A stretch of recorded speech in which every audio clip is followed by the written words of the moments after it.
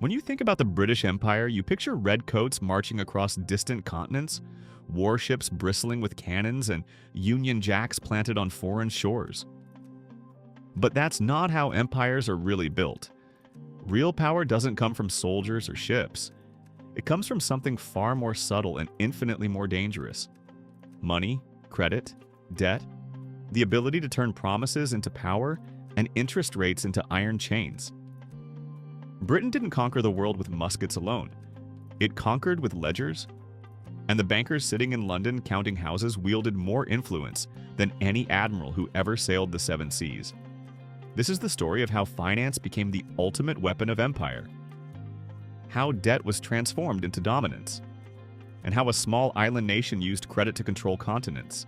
Most people have never heard this story because it's hidden behind the glamorous tales of exploration and military conquest.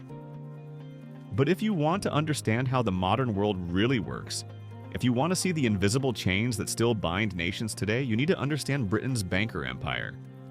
Because the system they created never disappeared. It just changed clothes. Let's go back to the late 1600s when England was nobody special. A cramped island struggling to keep up with the real powers of Europe. Spain had gold pouring in from the Americas. Portugal controlled the spice routes.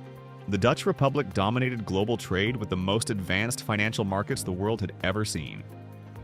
France was flexing its military muscle under Louis XIV. And England? England was broke, constantly at war, constantly borrowing, and constantly disappointing its creditors.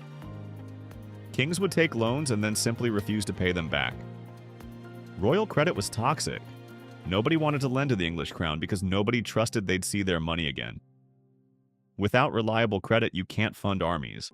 You can't build navies. You can't project power beyond your own coastline. But in 1694, a group of wealthy merchants and financiers came up with a plan that would change everything. They approached Parliament with a proposal that sounded almost too good to be true. They would lend the government money to fight yet another war against France. But this time, things would be different. This time, there would be guarantees. The result was the Bank of England. Not just another lending house, but something revolutionary. A central institution that could issue currency, manage government debt, and, most importantly, make credible promises about repayment. For the first time in English history, government debt became trustworthy.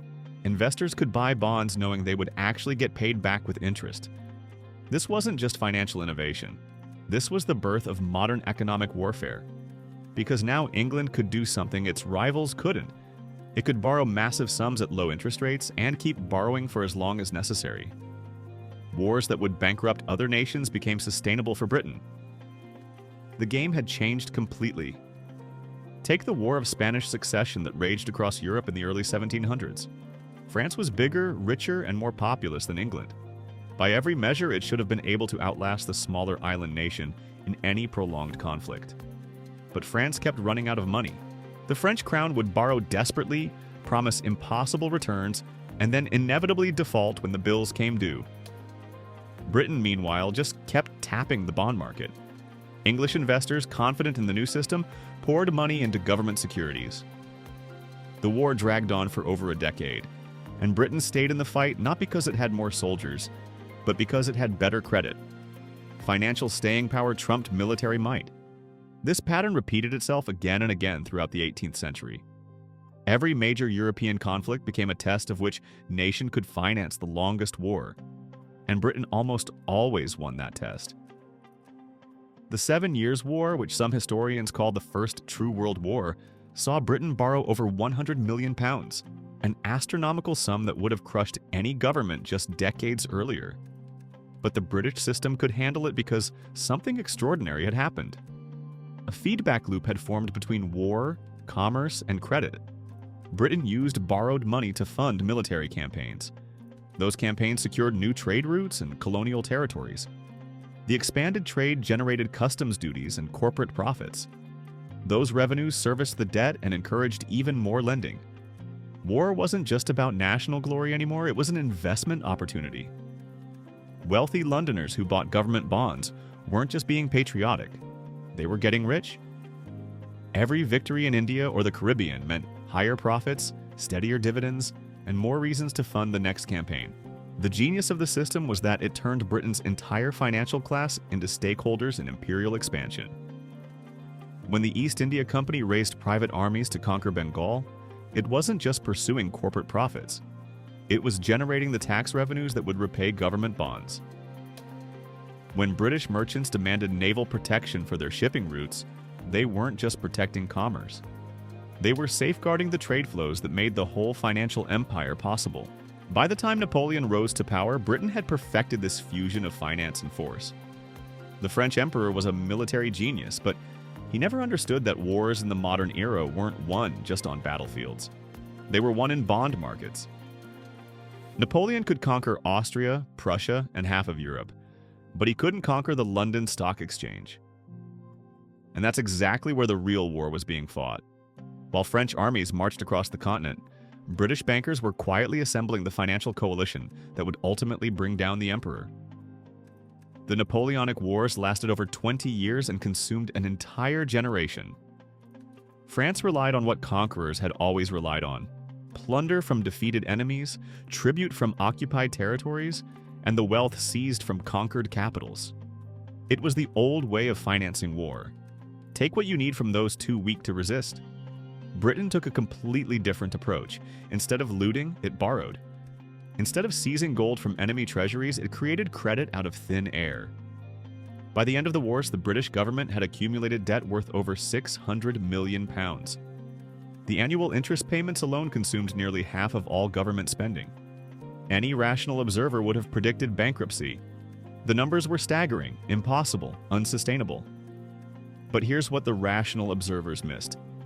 The debt wasn't a burden, it was a weapon. About every pound borrowed was another pound that could be spent on ships, soldiers, and subsidies to Britain's allies. Every bond issued was another stake driven into the financial system, making more investors dependent on British victory. And the investors kept buying. Not because they were patriots, though many were. Not because they loved their king, though some did. They kept buying because the system had made itself indispensable. British trade networks now reached every corner of the globe.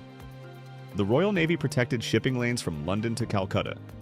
Customs duties flowed in from sugar plantations in Jamaica, tea shipments from China, and textile exports to Europe. The mathematical beauty of it was undeniable. As long as trade expanded, revenues grew. As long as revenues grew, debt could be serviced. As long as debt could be serviced, more could be borrowed. It was a perpetual motion machine powered by global commerce and guaranteed by naval supremacy. Napoleon never figured this out. He saw Britain's massive debt and assumed it was a sign of weakness. He imposed trade blockades, hoping to strangle British commerce and force a financial collapse. What he didn't understand was that he was fighting a hydra. Cut off one trade route and two more would open. Block European ports and British merchants would find new markets in South America. Disrupt the Atlantic trade and the East India Company would expand operations in Asia. The financial system had become anti-fragile. Every shock made it stronger. Every crisis created new opportunities. When traditional European markets closed during the wars, British capital flowed into infrastructure projects across the Americas. When Spanish colonies rebelled against Madrid, British banks financed the independence movements and then collected the debts from the new republics. This is where the story gets truly sinister. Because Britain wasn't just using finance to fund its own wars. It was using finance to control other people's wars. The technique was elegant in its simplicity. Lend money to both sides of a conflict, then ensure that the winner remains dependent on British credit. Consider the Latin American independence movements of the early 1800s. Revolutionary leaders needed weapons, supplies, and ships to fight Spanish colonial forces. British banks were happy to provide loans, always secured by future mining rights or trade concessions. When the revolutionaries won, they found themselves sovereign in name but financially colonized in practice. The same pattern played out across Africa, Asia, and the Middle East. Local rulers would borrow from British banks to modernize their armies or build railways. The loans came with conditions: British advisors to oversee spending, British companies to build the infrastructure, British banks to manage the revenues. Before long, formal independence meant nothing when every major economic decision required approval from London. This was empire without occupation, control without conquest. Why station expensive garrisons in distant territories when you could achieve the same result with loan agreements and interest payments? The beauty of financial colonialism was that it made the colonized pay for their own subjugation. The British Empire fell, but its financial blueprint never died. It just moved addresses.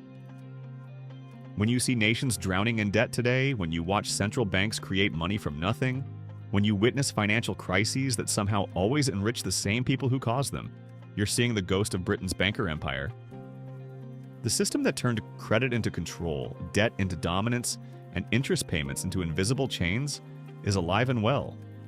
It's wearing different clothes, speaking different languages, but the game remains exactly the same. Those who control the money control the world. History has the answers.